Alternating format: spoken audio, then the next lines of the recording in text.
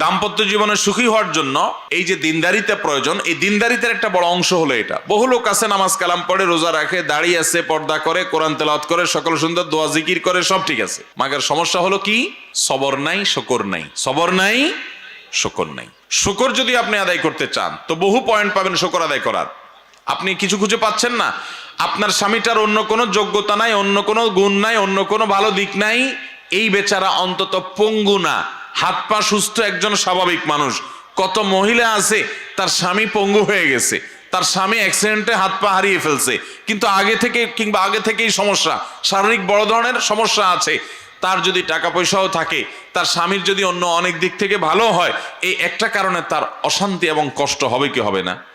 তার মনে কষ্ট দুঃখ থাকবে না? তো তার যদি দুঃখ থাকে তো আপনার স্বামীটা মাশাআল্লাহ মাথা থেকে পা পর্যন্ত সুস্থ, তো আপনি সেটা শুকর আদায় করেন যেটা সুস্থ মানুষ আপনার স্বামী। এভাবে যে আপনি যদি নেয়ামত খুঁজতে যান বহু কিছু খুঁজে পাবেন। যে হয়তো আপনার শ্বশুর ননদের দিক থেকে, শাশুড়ির দিক থেকে খুব একটা টর্চারের শিকার হন না, অনেক মহিলা সেদিক থেকে টর্চারের শিকার হন। অথবা আপনার শাশুড়ি ননদ খারাপ, আপনার স্বামীটা ভালো, কিংবা স্বামী শাশুড়ি ননদ সবগুলোর আচরণ খারাপ, ওই যে আচরণ আপনার সাথে খারাপ কিন্তু পরকীয়া আসক্তি নেই, কিংবা সে অলস না উপার্জন করে, কিংবা সে আপনাকে প্রহার করে না। আর যদি কোনো সান্ত্বনা খুঁজে না পান তো আসিয়ার দিকে তাকান। আসিয়া, ফেরাউনের স্ত্রী আসিয়া, তার দিকে তাকান। ফেরাউনের স্ত্রী আসিয়া, তিনি ফেরাউনের ঘর করতে গিয়ে অমানবিক কষ্ট তাকে স্বীকার করতে হয়েছে। যে জুলুম তাকে করা হয়েছে, যে টর্চার ফিজিক্যালি শারীরিকভাবে তাকে করা হতো শুধুমাত্র ইমানদার হওয়ার অপরাধে, শেষ পর্যন্ত তাকে উত্তপ্ত রোদের মধ্যে ফেলে দিয়ে, তাকে শুলের মধ্যে ফেলে রেখে অত্যন্ত নির্মম ভাবে শরীরে পেরেকের আঘাতে পেরেক পুঁতে মেরে তাকে রক্তাক্ত করে নির্মম ভাবে তাকে হত্যা করা হলো। তিনি শাহাদাত বরণ করলেন। আল্লাহ রাব্বুল আলামিন কোরআনে হাকিমে সে বিবরণও দিয়েছেন এবং তিনি আল্লাহর কাছে বলেছেন, রব্বিবনিলি ইনদাকা বাইতান ফিল জান্নাহ, আল্লাহ তোমার কাছে জান্নাতে একটা ঘর আমার জন্য বানিয়ে দিও। এ অমানুষ, এ জালেম স্বামীটার জুলুম স্বীকার করে আমি যাচ্ছি দুনিয়া থেকে, তুমি আমার জন্য ঘর বানিয়ে দিও। আল্লাহ রাব্বুল আলামিন শুধু ঘর বানান নাই, তার মৃত্যুর আগে তার সামনে উপস্থাপন করেছেন ফেরেশতাদের মাধ্যমে যে এইটাই তোমার ঠিকানা হবে। আমার যে বোনরা স্বামীর ব্যাপারে অভিযোগ করেন, আমি বলছি না যে কোনো অভিযোগকে পাত্তা দেওয়া যাবে না, অভিযোগ পাত্তা দেন, মুরব্বীদেরকে নিয়ে বসেন, দুই পক্ষের মান্যগণ্য মানুষদেরকে নিয়ে বসেন এবং নিজে তাদেরকে স্বামী স্ত্রী পরস্পরকে বোঝানোর চেষ্টা করেন, আল্লাহর কাছে দোয়া করেন, সবর করেন। কোনো কিছুতে যদি না হয়, কোনো আশা যদি না থাকে, বিজ্ঞ আলেমদের সাথে পরামর্শ করেন। যদি বিচ্ছেদ হওয়ার ভিতরে কল্যাণ থাকে সেটা যাওয়া যাবে, শেষ চিকিৎসা সেটা, কিন্তু তার আগে অনেকগুলো বিষয় আছে। আপনি আর কিছু খুঁজে না পান, আপনি একটু তার মধ্যে থাকা কোনো ভালো গুণ আবিষ্কার করার চেষ্টা করেন, অনেক পাবেন, অনেক পাবেন। আপনি যদি আমার কাছে নিয়ে আসেন আমি অনেকগুলো গুণ বের করে দিতে পারবো, অনেকগুলো গুণ বের করে দিতে পারবো। আর কিছুই পাচ্ছেন না, ফেরাউনের স্ত্রী আসিয়ার চাইতে বেশি তো কষ্ট আপনাকে দেয় না, তার চাইতে বেশি নির্মমতা তো নাই। কোরআনে আল্লাহ রাব্বুল আলামিন 4 জন নারীর দৃষ্টান্ত দিয়েছেন।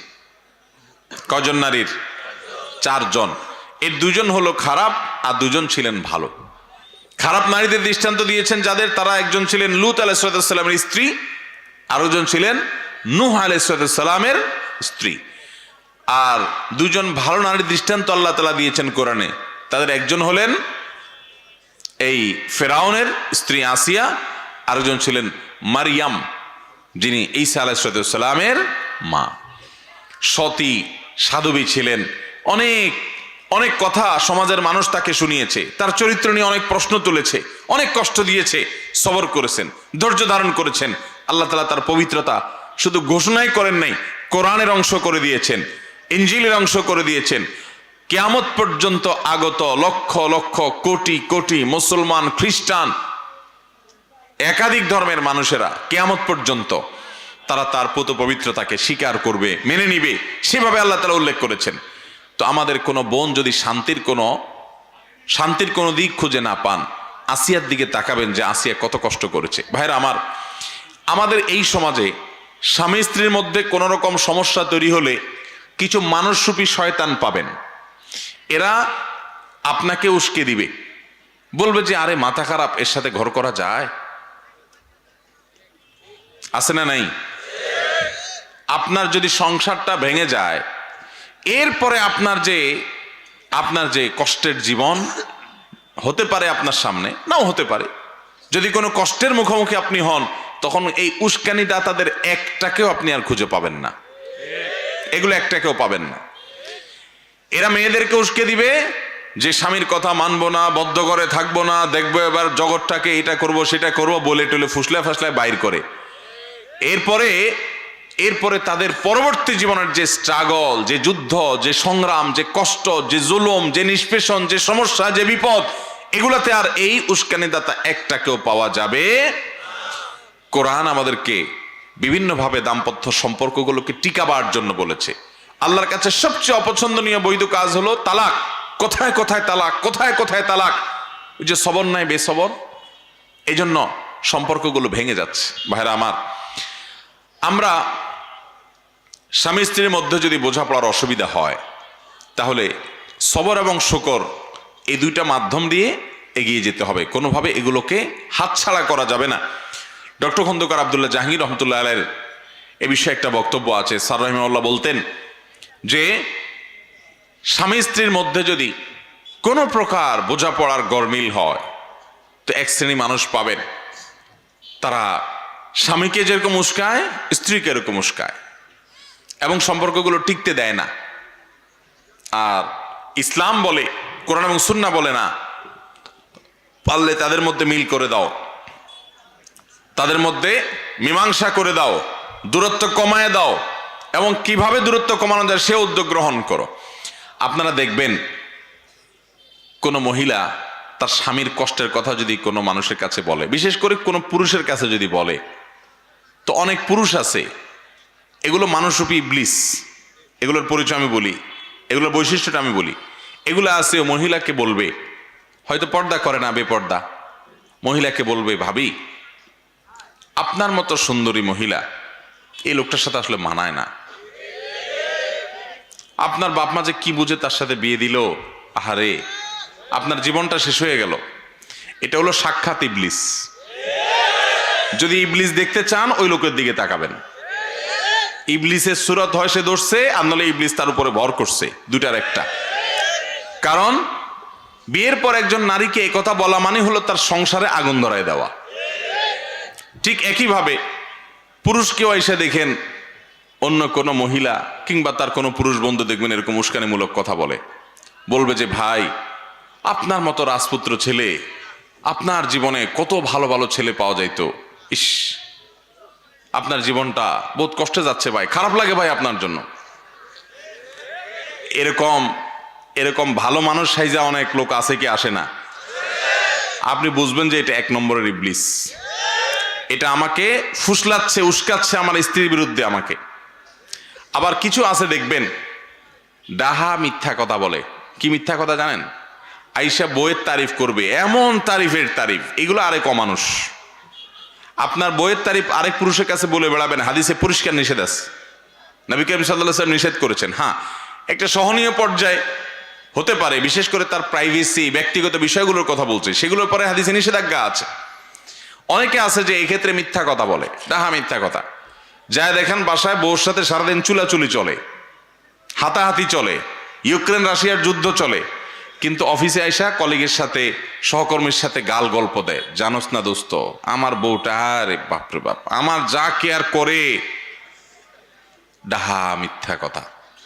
এবার যে বেচারার কাছে বলে, ওই বেচারা একটু সোজা সরল বোকা শোকা, তখন চিন্তা করে হায় হায় রে আমার কপালে তো এরকম হইল না, আমার বউটা তো এরকম করে না। আবার ওই মহিলার কাছে দেখবেন কিছু মহিলা আছে, ইবলিস মার্কা মহিলা, আইসে মহিলাকে ফুসলাবে, বলবে কি জানেন, আরে আমার স্বামীটা কোনোদিন খালি হাতে আসে না, আমি নিষেধ করি তবু আমার খাওয়াইতে খাওয়াইতে শেষ, আমার বাপের বাড়িতে যাইতে 3 হাত ভরে নিয়ে যায়, হাত আছে 2টা, 3 হাত ভরে নিয়ে যায়। কোনোভাবে তারে আমি বলেও নিষেধ করলেও সে থামে না, শুনে না, এইরকম আদর করে আমারে। তখনই বেচারা চিন্তা করে হায় হায় রে আমি তো একটা অমানুষের ঘর করতেছি। তাহলে ভাইরা আমার, নবী করিম সাল্লাল্লাহু আলাইহি সাল্লামের সাথে যদি স্ত্রীর উম্মুল মুমিনিন ওয়া আজওয়াজুহু উম্মাহাতুকুম, কোরআনে আল্লাহ বলেছেন নবীর স্ত্রীগণ আমাদের কি মা, তাদের সাথে যদি নবী সাল্লাল্লাহু আলাইহি সাল্লামের টুনটান বোঝাপড়ার গরমিল হয়, মান অভিমান হয়, তাহলে আমাদের জীবনে এটা হতে পারে কি পারে না? তার জীবনে যদি হয় একবার, আমাদের জীবনে শতবার হবে, এটাই স্বাভাবিক। যদি কেউ বলে না আমার কিছুই হয় না, কোনো সমস্যা হয় না, একেবারে আমরা দুধের দোয়া, তাহলে বুঝতে হবে ডাল মে কুছ কালা হ্যায়।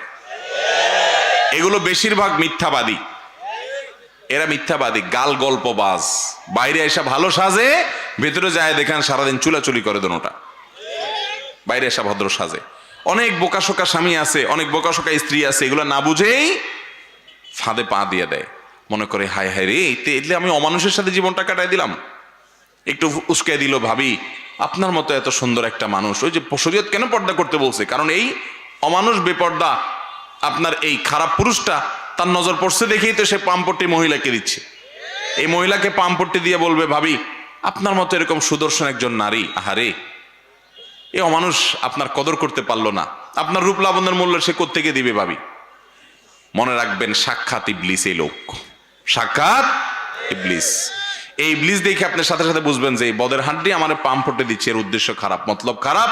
আর মতলব খারাপ হোক আর ভালো হোক, যাই হোক, সে আমার ভালো চায় না। ভালো চাইলে আমার স্বামীর সাথে আমার সম্পর্ক কিভাবে তৈরি হবে সে পয়েন্ট বলতো না, বলে সে সম্পর্ক দূর করার পয়েন্ট বলছে। মানুষ সুখে থাকার জন্য কৃতজ্ঞ থাকতে হবে, অকৃতজ্ঞ থাকলে পৃথিবীতে সবকিছু পাইও সে সুখী থাকতে পারে।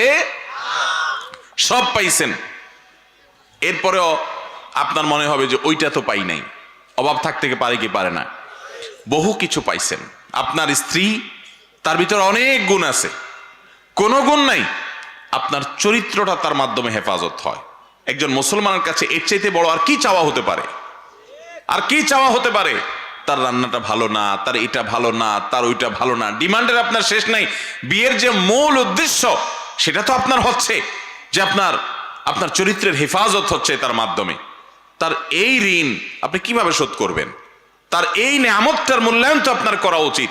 ঠিক একইভাবে একজন নারী, তিনি একইভাবে দেখবেন যে আমার স্বামী, তিনি আর কিছু না হোক আমার উপর ছায়া হয়ে আসে। ডক্টর খন্দকার আব্দুল্লাহ জাহাঙ্গীর বলছেন যে ফুসলা ফাসলা যারা সম্পর্কগুলো ভেঙে দেয়, এই ভদ্র মহিলা বাচ্চা কাচ্চাগুলো নিয়ে অথবা একা একা যে সাফার করে বাপের বাড়িতে যায় উঠে, সে তখন বুঝতে পারে যে হায় রে, স্বামীর বাড়িতে কষ্ট দুঃখ যাই সহ্য করতাম না করতাম, বাপের বাড়িতে আসার পরে মনে হয় যে বোঝা। বিয়ে হওয়ার পরে বাপের বাড়িতে উঠে চলে আসলাম, ভাইদের কাছে, ভাবির কাছে, আশপাশের লোকদের কাছে তার যে অবস্থা থাকে, তখন তিনি আফসোস করতে থাকেন, আহারে ওইটাই তো ভালো ছিল। উস্কানি দাতাদের কাউকে তখন খুঁজে পাওয়া যায় না। এই জন্য ভাইরা আমার, দাম্পত্য জীবনে অশান্তির মূল এবং প্রধান কারণ হলো এইটা যে আমাদের মধ্যে সবরও নাই, শকরও। নবী করিম সাল্লাল্লাহু আলাইহি সাল্লাম বলেছেন, তুমি তোমার সঙ্গীর কোনো কিছু দেখে অসন্তুষ্ট, তোমার ভালো লাগে নাই, সাথে সাথে তুমি চিন্তা করো যে তার বহু গুণ আছে যেটা দেখে তুমি সন্তুষ্ট হতে পারো, যেগুলো অন্য অনেকের মধ্যে নাই কিন্তু তার মধ্যে আছে। তাহলে দেখবা তোমার সে কষ্ট কি হয়ে যাবে, দূর হয়ে যাবে। আরেকটা জিনিস হলো ভাই, দাম্পত্য জীবন এটাতে তুষ্ট থাকা খুব জরুরি। আমি যা পাইছি তাতে আলহামদুলিল্লাহ বলবো। আমার স্ত্রীর মধ্যে সমস্যা আছে, ওকে। আমার স্বামীর মধ্যে সমস্যা আছে, ওকে, সত্য। কিন্তু সমস্যা আরো বেশি থাকতে পারতো কি পারতো না? অতএব আল্লাহ তাআলা যেটুকু দিয়েছেন সেটুকু আলহামদুলিল্লাহ। আল্লাহ বলেছেন লা ইন শাকারতুম লাযিদান্নাকুম, তোমরা যদি আমার কোন নিয়ামত পাওয়ার পরে শুকর আদায় করো, আমি তোমাদের নিয়ামত আরো বাড়ায় দিব। ওয়ালা ইন কাফারতুম, আর যদি নিয়ামতের নাশকরি করো, ইন্না আযাবি লাশাদীদ, তাহলে আমার আযাব বড় কঠোর এবং শক্ত। আল্লাহ রাব্বুল আলামিন আমাদের সবাইকে সুখী দাম্পত্য জীবন তৌফিক এবং নসিব করুন। মুহতারাম হাজরিন, যে দম্পতি পরস্পরের মধ্যে ভালোবাসা অনেক প্রগাঢ়, যাদের মধ্যে সম্পর্ক অনেক মজবুত সুদৃঢ়, তারা অন্যান্য সব বিষয়গুলো যদি ঠিক থাকে শরীয়তের, তাহলে তাদের তাকওয়ার দিক থেকেও তারা অগ্রসর, আলহামদুলিল্লাহ। তাহলে প্রথম পয়েন্ট আমরা পেয়ে গেলাম, আমাদের দাম্পত্য জীবনে সুখ এবং শান্তির জন্য পাত্রপাত্রী নির্বাচনের ক্ষেত্রে শুধু পাত্রপাত্রী নির্বাচন না, পাত্রপক্ষ পাত্রীপক্ষ উভয় পক্ষ যখন নির্বাচন করবেন, গোটা পরিবারকে দেখবেন, দিনদারিকা দেখে আপনি অগ্রাধিকার দিবেন, প্রাধান্য দিবেন, এবং দিনদারিতা নাই তাহলে অন্য বিষয় আপনি বিবেচনা করবেন, কিন্তু দিনদারিতার ক্ষেত্রে কোনো ছাড় হবে না। ভাইরা আমার, অনেকে বলে বিয়ের সময় দেখবেন যে ছেলে নামাজ পড়ে কিনা, ছেলে আল্লাহর ভয় আছে কিনা, হালাল হারাম বুঝে কিনা। বলো না, এগুলো একটু অসুবিধা আছে, নামাজ পড়ে নিয়মিত পড়ে না, আপনি বিয়ে করেন, মেয়ে তারা নামাজি বানায় নিবে। আছে না নাই? মেয়ে দিনদার কিনা, পর্দা করে কিনা, নামাজ কালাম পড়ে কিনা, তো বলে যে আপনারা বানায় নিবেন। আপনি সাথে সাথে বলবেন যে আমি রেডিমেড চাই, আমি বানায় নিব, সেটা কি আমার মাপ মতো হবে না হবে না কে জানে বাবা, তার চাইতে রেডিমেড আমি খুঁজবো আগে, রেডিমেড না পাইলে তখন দেখা যাবে। আল্লাহ তাআলা আমাদের সবাইকে দাম্পত্য জীবনে সুখী হওয়ার জন্য এই যে দিনদারিতাকে প্রাধান্য দেওয়া, এই নিয়ামতটি আল্লাহ তাআলা আমাদেরকে দান করুন। নবী করিম সাল্লাল্লাহু আলাইহি ওয়াসাল্লাম বলেছেন, আদ-দুনিয়া কুল্লুহা মাতা, দুনিয়াতে যত আল্লাহর সৃষ্টি আছে সবগুলাই মানুষ উপভোগ করতে পারে বিভিন্নভাবে। ওয়া খায়রু মাতা'আদ দুনিয়া আল মারআতুস সালিহা, একজন নারী, একজন জীবন সঙ্গী, একজন জীবন সঙ্গিনী, তিনি যদি দিনদার হন, আল্লাহ বিরু হন, নামাজি হন, চোখের পানি ফেলনেওয়ালা হন, আল্লাহর সাথে দোয়া সম্পর্ক করনেওয়ালা হন, এই মানুষটা যদি আপনার জীবনে পেয়ে যান, তো আপনার জীবনে সবচেয়ে বড় সুখের দেখা পেয়ে গেলেন। এর চাইতে বড় সুখের কোনো মাধ্যম উপকরণ আল্লাহর জমিন আরেকটা হতে পারে না, যদি একটা ভালো সঙ্গী জীবনে পেয়ে যান। আর যদি সঙ্গীটা খারাপ হয়, তো টাকা পয়সা, অফিস আদালত, পদ পদবি যাই পাইছেন, জীবনটা জীবন্ত জাহান্নাম হয়ে যাবে। আল্লাহ আমাদের সবাইকে সুখী দাম্পত্য জীবন তৌফিক এবং নসিব করুন। দ্বিতীয়ত যে বিষয়টি লাগবে সুখী দাম্পত্যের জন্য, সেটা হলো আপনার সঙ্গীর যে সমস্ত বিষয়গুলো নিয়ে আপনি নেতিবাচক মন্তব্য করলে, দৃষ্টিভঙ্গি করলে তিনি কষ্ট পাবেন, খবরদার সেগুলো বলা আপনার জন্য জায়েজও নাই, উচিতও নাই, বলবেনও না। বরং তার সে পয়েন্টগুলোতে আপনি খুব সিরিয়াস হবেন এবং দায়িত্বশীলতার পরিচয় দিবেন। যেমন ছেলে হলে আপনি মেয়ে পক্ষের কি দেখবেন, মেয়ে পক্ষের মেয়ের বাপ, মেয়ের মা, মেয়ের ভাই বোন, অর্থাৎ আপনার শ্বশুরবাড়ির লোকজন, তাদের প্রশংসা করবেন। তাদের নিশ্চয়ই কিছু ভালো গুণ আছে, আছে না নাই? কিছু না কিছু তো আছে। তো শুধুমাত্র ঘন ঘন ওই গুণগুলো বলবেন যে আমার শ্বশুর আব্বা, যে তোমার আব্বা মাশাআল্লাহ, এই জিনিসটা তোমার আব্বার খুব ভালো লাগে আমার কাছে, তোমার ভাইটার ওই গুণটা আমার খুব ভালো লাগে। আমাদের অনেক পুরুষরা আছে ব্যাককল, শুধু শ্বশুরবাড়ির বদনাম শোনা বউয়ের কাছে, এগুলোর নাম হলো ব্যাককল পুরুষ। আরে ঘর ঠিক তো দুনিয়া ঠিক। স্বরাষ্ট্রমন্ত্রী যদি ঠিক রাখতে চান, ঘরওয়ালিরা যদি ঠিক রাখতে চান, তাহলে সেক্ষেত্রে বেশি বেশি শ্বশুরবাড়ির তারিফ করবেন। বউকে খুশি করার জন্য এর চেয়ে কার্যকর কোনো ওষুধ আছে কিনা আমার জানা নেই। সবচেয়ে শর্টকাট ওয়েতে বউকে খুশি করবেন। কিসের তারিফ করবেন বেশি বেশি? শ্বশুরবাড়ির তারিফ করবেন, যে আমার শাশুড়ির রান্নাটা উফ মাশাআল্লাহ, তুমি আমার কাছে বেশি বেশি থাকবা, রান্না শিখবা। আর আমার শ্বশুর মাশাআল্লাহ, ওনার এই গুণটা আমার এত ভালো লাগে, তোমার এই ভাইটা, তোমার এই বোনটা, তোমার ভগ্নিপতিটা মাশাআল্লাহ। যত বেশি ওই বাড়ির মানুষের তারিফ করবেন, প্রশংসা করবেন। আবার দেখেন মা বোনের সামনে করে মাইদুর খায়েন না, এটা জায়গা বুঝা সুবিধা মতো বেশি বেশি করে প্রশংসা করবেন। আসলেই দিল থেকে তাদের ভালো গুণটাকে আপনি দেখার চেষ্টা করবেন, এটা শুধু পাম্পট্টি দেওয়ার জন্য না, ভেতর থেকেই তাদের গুণগুলাকে উপলব্ধি করার চেষ্টা করবেন এবং সেগুলো স্ত্রীর সাথে শেয়ার করবেন। অনেক পুরুষ আছে, এরা নিজেদেরকে শেয়ানা মনে করে, আমি মনে করি এগুলো বলদ নাম্বার 1। সেগুলো কোনগুলো জানেন? সেগুলো হলো শ্বশুরবাড়ির অনেক ভালো গুণ আছে, ওইটা নিয়ে ভিতরে রাখে। উনি বউরে শুধু খোঁচায়, দোষগুলা শুধু বলে, আর দোষ ভিতরে ভালোগুলো জানে। উনি মনে করেন নিজের শেয়ানা, উনি হলো বেকুব নাম্বার 1। দোষগুলা সব ভিতরে রেখে হজম করে ডুব গিলে ফেলবেন, ওগুলা বউরে খবরদার কোনোদিনও বলবেন না। সবসময় কি বলতে হবে? গুণ বলতে হবে। অনেক অমানুষ পুরুষ আছে, বউদেরকে কি বলে খোঁচায়, তোমার আব্বা তো ঈদে আসলো না, তোমার মা কতদিন হয়েছে একটু ফোন দিল না, তোমার বাচ্চাটা হলো, তোমার ভাইটা একটু আসলো না, তোমার এই অসুখ বিসুখ হইলো, তোমার বোনটা একটাবার ফোন দিল না। এই কাজ অনেক পুরুষ করে কি করে না? এই পুরুষগুলোকে পাও বেঁধে ঝুলায় পিটানো উচিত। কেন জানেন?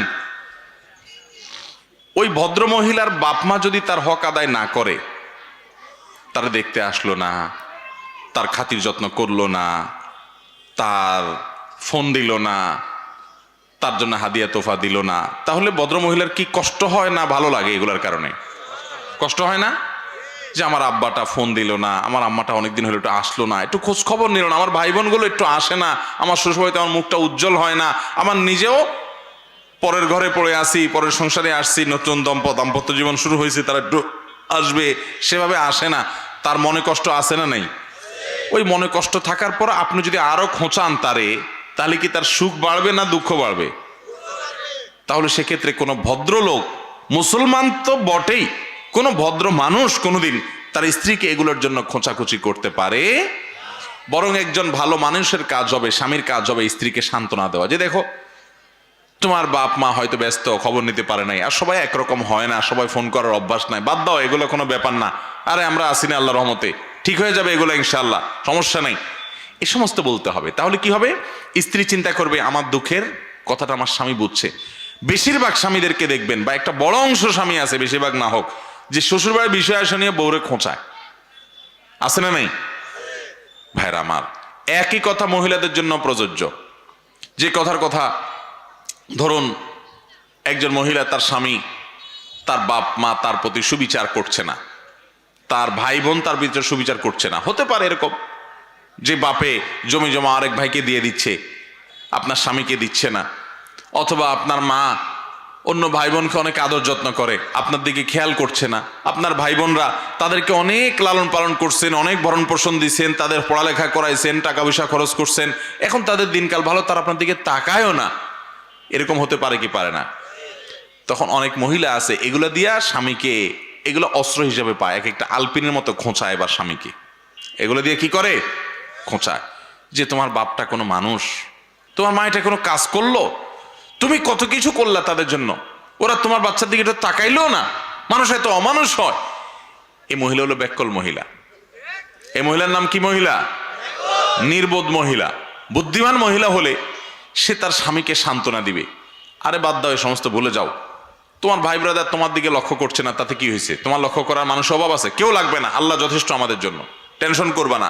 আর আম্মা আব্বা ওনারা বুড়া মানুষ, ওনাদের অনেক ভুলভাল হয়, আল্লাহ ওনাদেরকে মাফ করুক, মানুষ বয়স হয়ে গেলে অনেক উল্টাপাল্টা হয়, এগুলো এত মাথায় রাখতে হয় না, কোনো দরকার নাই। আল্লাহ ভরসা, আমাদের আল্লাহ হলে চলবে, কিচ্ছু লাগবে না। আরে আমরা তো দুজন দুজনের ভালোবাসি, আমরা তো ঠিক আছি, জগৎ উল্টে যাক, কিছু আসে যায় না। এটা একজন সৎ স্ত্রী, একজন নেককার স্ত্রী তার স্বামীকে বলবে। কিন্তু অনেক মহিলা আছে নামাজ কালাম পড়ে, বোরকাও পড়ে, কোরআন তেলাওয়াত করে, তাসবিহ তাহলিলও করে, কিন্তু স্বামীকেও নিয়মিত খোঁচায়। ভাইরা আমার, দিনদারিতা শুধুমাত্র এই কপালে দাগ ফেলানোর নাম না, দিনদারিতা শুধুমাত্র দাড়ি লম্বা করে ফেলার নাম না, এগুলা দিনদারিতা। কিন্তু এগুলার পাশাপাশি আমাদের আচরণটা সুন্দর করতে হবে, তখন আমরা পরিপূর্ণ দিনদার হতে পারবো ইনশাআল্লাহ। অতএব ভাইরা আমার, দাম্পত্য জীবনে এই সুখী হওয়ার জন্য দ্বিতীয় পয়েন্টটা খুব গুরুত্বপূর্ণ, যে আমার সঙ্গীকে কোন কথাটা বললে তার আঘাত হবে, তার দুর্বলতার জায়গাগুলো কি, সেগুলোকে টাচ না করা, স্পর্শ না করা, বরং সেগুলো তার সান্ত্বনা দেওয়া। স্বামী স্ত্রীকে, স্ত্রী স্বামীকে, পরস্পর পরস্পরকে। আর স্বামী হিসাবে বিশেষভাবে ওই যে বললাম, শ্বশুরের লোকদের তারিফ করবেন। যত বেশি শ্বশুরের লোকদের তারিফ করবেন, তত বেশি দেখবেন আপনার স্ত্রী আপনার অনুগত থাকবে, সম্পর্কটা ভালো থাকবে। আপনি স্ত্রীকে দিয়ে, শুধু স্ত্রীর কথা বলবো না, স্বামীর ক্ষেত্রে একই কথা, দাম্পত্য জীবনে পামপট্টি দেওয়া জায়েজ আছে। দাম্পত্য জীবনে পামপট্টি দেওয়া কি আছে? একজন মুসলমানের চরিত্রে মানুষকে বেহুদা পামপট্টি দেওয়া এমনি ভালো কোনো গুণ না, এটার মোদাহানাত বলে, তেল মারা বলে, বুঝতে পারছেন? এটা এমনিতে ভালো গুণ না, কিন্তু স্বামী স্ত্রীর জন্য এটা ভালো গুণ না, এটা জায়েজ আছে। একটু ঘুরায় ঘুরায় বললেও জায়েজ আছে। আপনি যদি আপনার বউকে বলেন যে তুমি চাঁদের চাইতেও সুন্দর, কিসের চাঁদ? আরে বাদ দাও চাঁদ টাঁদ, বাসায় ঢুকে হঠাৎ করে লাইটটা বন্ধ করে দিলেন, আরে লাইট বন্ধ করছো কেন? বলে লাইট দরকার নাই, তুমি থাকতে লাইট একেবারে নিষ্প্রয়োজন, কোনো দরকার নেই। শরবত বানায়া চিনিটা না দিয়া বললেন যে আঙ্গুলটা ধুয়ে একটু চুবাই দাও, কারণ তুমি চুবাই দিলে আর চিনি লাগবে না। আল্লাহ তোমার মধ্যে এত মিশ্রতা দিয়ে রাখছে, মাশাআল্লাহ। ভাই আর কয়টা শিখাই দিব? এই যে দুইটা কথা বললাম, এই দুইটা আমার শেখানো না, ডক্টর আয়েজ আল কারনি, সৌদি আরবের জনপ্রিয় আলেমে দ্বীন, এই দুইটা পয়েন্ট, এই যে বাসা ঢুকলে লাইট বন্ধ করে দেওয়া আর চিনির মধ্যে আঙ্গুল চুবাই দেওয়া, এটা ওনার পরামর্শ। উনি কোন এক ইউনিভার্সিটিতে অনেক লোকের মধ্যে বক্তব্য দেওয়ার পর বলেছেন যে আমার এই পরামর্শ শুনে অনেক দম্পতি তাদের দাম্পত্য জীবনে সুখী হয়েছে, আমাকে পার্সোনালি তারা জানাইছে যে এই ঔষধ কাজ করছে। তো এখন দুইটা উনি শিখাই দিছে, আর বাকিগুলো আপনাকে বের করতে হবে, প্রশংসা করতে শিখতে হবে। অনেক স্বামী আছে, অনেক স্ত্রী আছে প্রশংসা করতে জানে না, প্রশংসা করতে জানে না। প্রশংসা যদি আপনি করতে না জানেন, আপনি কখনো দাম্পত্য জীবনে সুখী হতে পারবেন না। আপনাকে প্রশংসা করতে শিখতেই হবে। প্রশংসা প্রথম প্রথম করলে একটু বিশেষ করে সারা জীবন দুর্নাম করছেন, এখন ওয়াজ শুনে যায় যদি বউর একটু পাম্পটি দেন, বলবে ব্যাপার কি, তুমি পাম দিতেছো আমারে ওই মৌলবীর ওয়াজ শুনে না? প্রথম প্রথম একটু বলবে, কিন্তু আপনি পাম বন্ধ করবেন না, এসব শুনে চালায় যাবেন। আচ্ছা পাম না বলি, প্রশংসা, সুন্দর কথা বলি, প্রশংসা চালায় যাবেন, নিয়মিত যদি চালায় যান এবং সিরিয়াসলি দিল থেকে, এটা উপর দিয়ে না, দিল থেকে তার ভালো গুণগুলো দেখেন, দেখে আপনি মুখে বলেন, স্বীকৃতি দিতে শিখেন। মানুষ স্বীকৃতি চায়। শুনেন, স্ত্রী এই কাজ করে না, ওই কাজ করে না, আপনার নাস্তা বানায় খাওয়ায় না, আপনার জামাটা গোছায় দেয় না, আপনার কথাটা শুনে না, তর্ক করে, হান করে, তান করে, বহু বদনাম করেন। তো আপনি নিজে কিছুদিন তার ভালো গুণগুলো খুঁটে খুঁটে বলা শিখেন, এগুলো প্রশংসাগুলো করতে শিখেন, এগুলো স্বীকৃতি দিতে শিখেন। নিয়মিত যখন এটা করতে থাকবেন, শুধুমাত্র প্রশংসা করে আপনি তাকে খুন পর্যন্ত করতে পারবেন। খুন করা বুঝেন, মানে তাকে দিয়ে সব করাতে পারবেন। একই কথা পুরুষদের বেলাও প্রযোজ্য। স্বীকৃতি দিতে হবে, কৃতজ্ঞতা আদায় করতে হবে। সবচেয়ে দাম্পত্য জীবনে অশান্তির মূল কারণ হলো অকৃতজ্ঞতা। সারা জীবন সুখে ছিল, একদিন একটু চুন থেকে নুন খসছে, তোমার সংসারে এসে সুখের দেখাটাই পেলাম না, জন্মটাই গেল আমার দুঃখে দুঃখে, কি পাইছি তোমার সংসারে আইসা, এই এক কথা সব বরবাদ।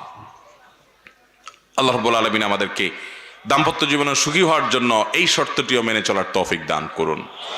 তাহলে নিজের সঙ্গীর, স্বামী স্ত্রী, যে আমরা বাংলা স্বামী বলি, স্বামী না, এটা সঙ্গী, সঙ্গী এবং সঙ্গিনী। আমরা বলি স্বামী, স্বামী মানে তো প্রভু, মালিক। কোরআন এবং সুন্নাহ আমাদেরকে স্বামী স্ত্রীকে পরস্পর, আমরা যাদেরকে স্বামী স্ত্রী বলি, আমরা বোঝার জন্য স্বামী স্ত্রী বলতেছি, এভাবে স্বামী স্ত্রী বলা নাই। কোরআন হাদিস বলছে জাওজ, জাউজা। জাওজ মানে হলো সঙ্গী, জাউজা মানে সঙ্গিনী, আমার লাইফ পার্টনার, আমার জীবনের সঙ্গী। কিন্তু আমাদের এই অঞ্চলে বিশেষ করে হিন্দু ধর্ম মতে আপনার অনেক কুসংস্কারচ্ছন্ন বিশ্বাস ছিল, সতীদাহ ছিল, অনেক কিছু ছিল, মানে স্বামী অনেকটা প্রভুর মতো ছিল। তো ইসলাম সেটা বলে না। ইসলাম বলে স্বামী স্ত্রী পরস্পরের সঙ্গী। হ্যাঁ, একজনকে আল্লাহ রাব্বুল আলামিন আরেকজনের উপর অভিভাবক বানিয়েছেন, দায়িত্বশীল বানিয়েছেন। মানে এই না যে কেউ মালিক আর কেউ ভৃত্য, কেউ মালিক আর কেউ গোলাম, এরকম না, সঙ্গী। অতএব সে মানসিকতা নিয়ে চলতে হবে, এক অন্যের প্রশংসা করতে হবে। তাহলে দাম্পত্য জীবনে সুখী থাকার জন্য দ্বিতীয় পয়েন্টটা হলো, নিজের সঙ্গীর, জীবন সঙ্গীর যে সমস্ত দুর্বল জায়গা আছে সেগুলো নিয়ে ঘাটাঘাটি করা যাবে না, বরং তার ভালোগুলো বলতে হবে।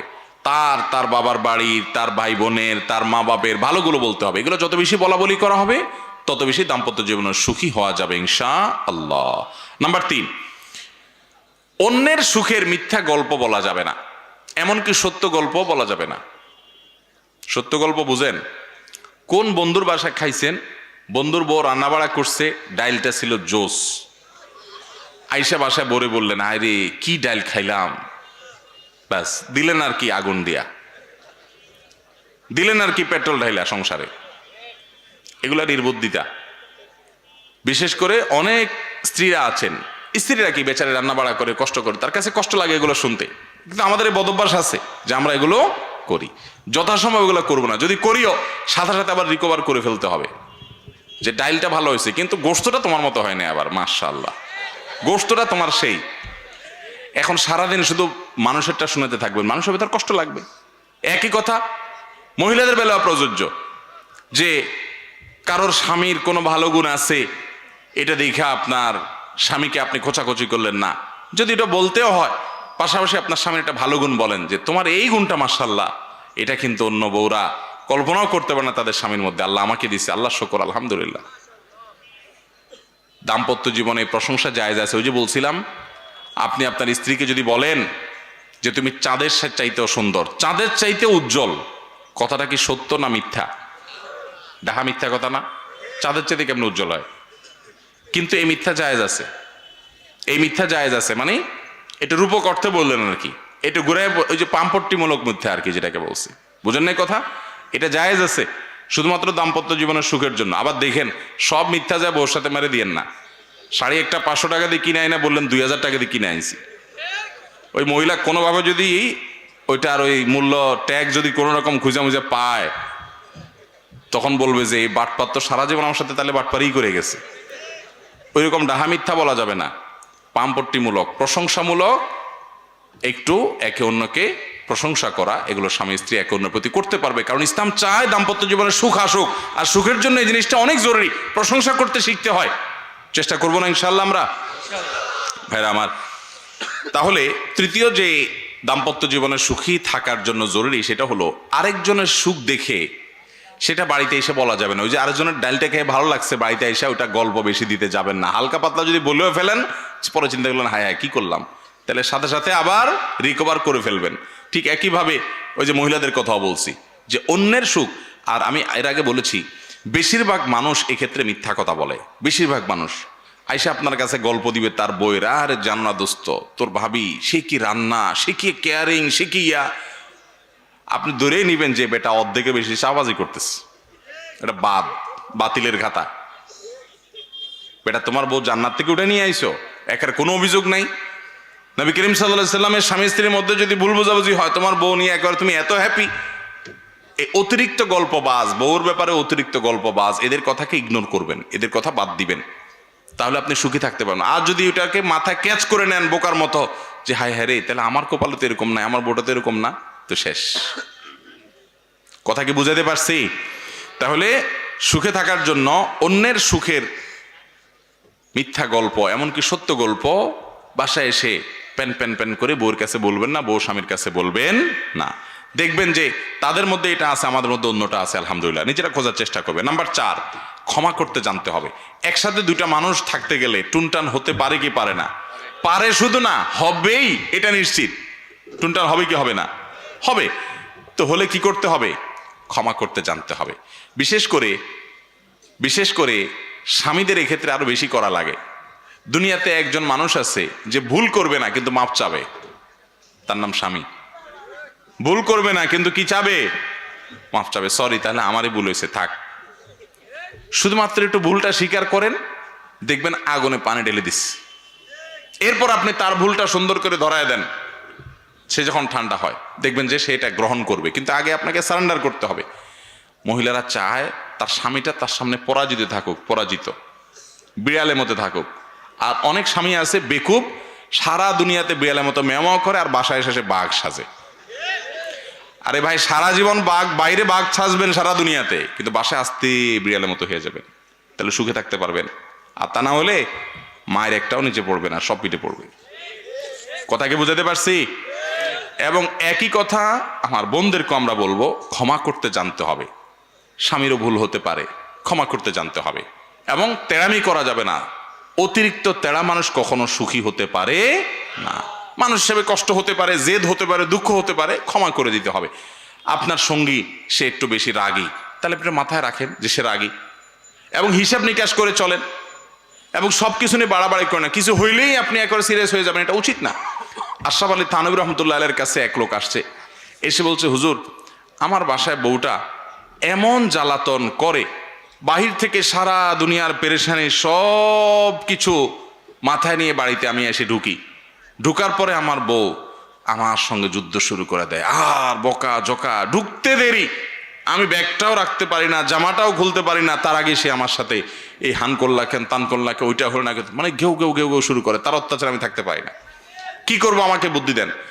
তো আশরাফ আলী থানভী রহমতুল্লাহ বলছেন যে বুদ্ধি হলো, তুমি তোমার বাড়িতে ঢুকার আগে দরজায় কলিং বেল টিপে বা দরজা খটখট করে তুমি আসছো এই খবর জানাইবা, তারপর বউ দরজা খুলবে, তারপরে সে তোমার সাথে রাব বিহেভ করবে, তোমার চেহারা দেখে বকাঝকা শুরু করবে, এটা নাই কেন, এটা নাই কেন ইত্যাদি। তো তুমি দরজার সামনে গিয়ে দরজায় নক করার আগে কয়েক সেকেন্ডের জন্য একটু দাঁড়াবা। আচ্ছা, দাঁড়ায় কি করব? দাঁড়ায় তুমি চিন্তা করবা যে ধরা যাক আমার বাসায় একটা পাগলা কুত্তা আছে, এটা ধরা যাক বউ আছে ভিতরে, এটা পাগলা কুত্তা আছে, তো সে মানুষ দেখলে অযথায় হুদাই ঘেউ ঘেউ করে, এটা ধরা যাক। কিন্তু দেখেন আবার ধরছেন তো, থানভী বলছেন যে এটা ধরে নিবেন, এটা ধরে নিয়ে আপনি কয়েক সেকেন্ড অপেক্ষা করে এরপরে বিসমিল্লাহ বলে দরজা নক করবেন। নক করবা, খোলার পর যদি যুদ্ধ শুরু হয়ে যায়, তো সাথে সাথে আপনি ওই কল্পনার জগতে চলে যাবেন যে আগে ধরে নিছি যে ওইটাই। তো যখন এটা আপনি মনে করবেন, তখন আর আপনার কষ্ট হবে না যে ওইটা তো কাঙ্ক্ষিত, এটা তো হওয়ার কথা ছিল, এটা পাত্তা দিবেন না। তো লোকটা ঠিকই আয়সা বাসায় ওইটা অ্যাপ্লাই করছে ওই সিস্টেম। আয়সা চিন্তা করছে যে বাসায় গেলেই তো গেউ গেউ শুরু হবে, এটা আমি মাইনে নিলাম, আমার বাসায় এরকম কিছু আছে। বিসমিল্লাহ বলে নক করছে, খুলছে, শুরু হয়ে গেছে যুদ্ধ। তো একটা পর্যায়ে, প্রতিদিন কি আর এভাবে শুরু হয়, একটা পর্যায়ে শুরু হয়। তো যাই হোক, এটা যখন শুরু হয়েছে তখন ভদ্রলোক মনে মনে ওইটা চিন্তা করছে। ওইটা চিন্তা করার পরে তার মনের মধ্যে পিক করে সে হেসে দিচ্ছে। এবার বউ উল্টা আবার খেপছে, তুমি হাসলা কেন? প্রতিদিন আমি চেতলে তুমিও চেতো, দুজন মিলে আমরা যুদ্ধ করি, চুলাচুলি করি, আজকে দিয়ে কাহিনী ভিন্ন। আমি চেততেছি আর তুমি পিক পিক করে হাসতেছো, কাহিনী কি? মিটমিট করে হাসির কাহিনীটা কি? স্বামী তো বলে না, না না কিচ্ছু না কিচ্ছু না, তুমি চালাও, তুমি তোমারটা চালাও। বই কি আপনার আর ঝগড়ার মুডই নষ্ট হয়ে গেছে বেচারির। কিসের ঝগড়া করব? আমি করতেছি ঝগড়া, সে হাসতেছে, তাহলে তো এক হাতে তালি বাজে না, কেমনি কি?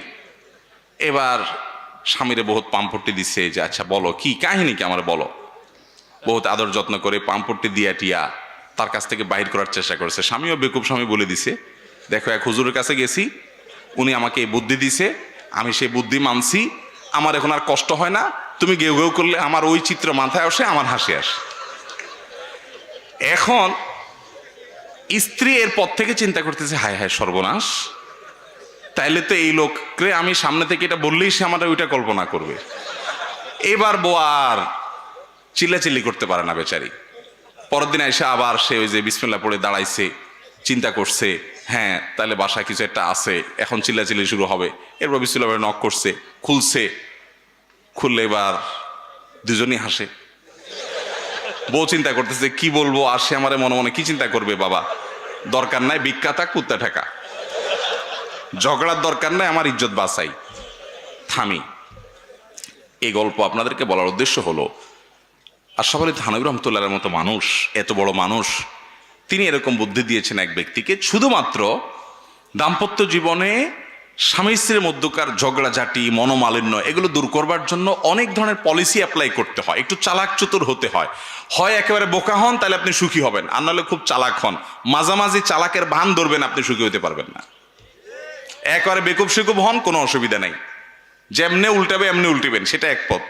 আরেকটা হলো কি, খুব শেয়ানা পাবলিক, বুদ্ধিশুদ্ধি করে চলবেন। স্বামী স্ত্রী পরস্পরকে যদি বুঝতে না পারে, যে স্বামী স্ত্রী বুঝবে যে আমার স্বামীটা এই কথাটা বলে রাগ হয়েছে, তাহলে আমি এটা বলবো না, তাহলে আমি এই ক্ষেত্রে অন্য কোনো পলিসি অ্যাপ্লাই করব। আমার স্ত্রীটা এভাবে বললে এরকম হয়, তাহলে আমি অন্য কোনো পলিসি অ্যাপ্লাই করব, এরকম করতে হবে। এছাড়া কোনো দাম্পত্য জীবনের সুখে থাকা সম্ভব